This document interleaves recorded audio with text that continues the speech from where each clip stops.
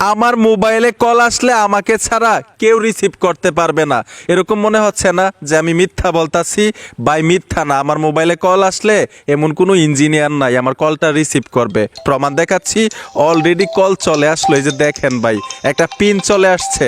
আর একটা মজার বিষয় কি জানেন, আমার কলটা তো রিসিভ করতে পারবেই না, কোন নাম্বার থেকে কল আসলো, কে আমাকে কল দিল, এইটাও কিন্তু দেখতে পারবে না। অনেক সময় কি হয়, বাসার মধ্যে ফোনটা রেখে গেলে অথবা অফিসে গেলেন, ফোনটা আপনার পাশে নাই, কল আসলে কিন্তু যে কেউ আপনার কলটা রিসিভ করতে পারে, যে কেউ দেখতে পারে আপনার কোন নাম্বার থেকে কল আসলো মোবাইলের মধ্যে, ঠিক না?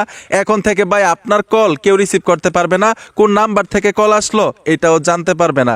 আসেন সবাই মিলে কাজটা শিখে আসি। আপনার মোবাইলে কল আসলেই লক শো করবে, আনকমন একটা কাজ শিখতে পারবেন ভাই আজকে। এই সেটিংসটা মোবাইলের মধ্যে করার জন্য গুগল প্লে স্টোরে চলে আসবেন, উপরে সার্চ বক্স পাবেন, এইখানে লিখতে হবে আইসি লক, ICLUCK, আইসি লক লিখে দেওয়ার সাথে সাথেই অ্যাপ্লিকেশনটা চলে আসবে। লোগোটা দেখুন, এই লোগোটা দেখে ফোনের মধ্যে অ্যাপ্লিকেশনটা ইনস্টল করবেন। তো আমি এখান থেকে ইনস্টল করে নিচ্ছি। ওপেন করে কীভাবে অ্যাক্টিভ করবেন এগুলাও দেখাবো।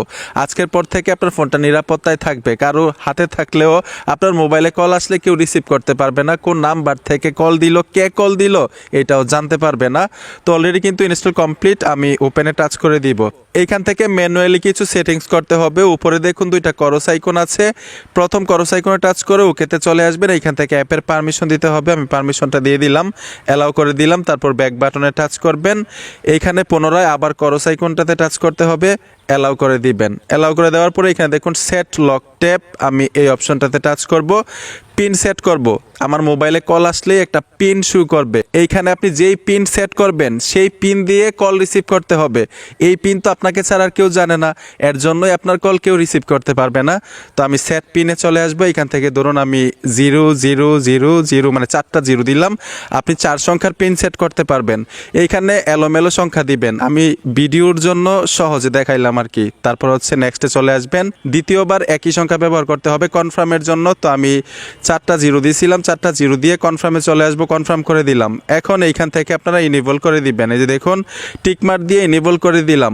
আরেকটা গুরুত্বপূর্ণ সেটিংস এখানে আছে, যখনই আপনার মোবাইলে কল আসবে পিন তো শো করবেই, যখনই উল্টাপাল্টা পিন দিবে তখন কলটা কেটে যাবে সেটিংয়ের মধ্যে। তো এখান থেকে সেটিংয়ে টাচ করবেন, সেটিংয়ে ট্যাপ দেওয়ার সাথে সাথে আপনার মোবাইলের লক চাইতে পারে, মানে আপনার ফোনটা যেভাবে লক করে রেখেছেন, ফিঙ্গার দেন অথবা পিন দেন, সেই পিনটা দিয়ে দিবেন। এরকম একটা সেটিংসে চলে আসবে।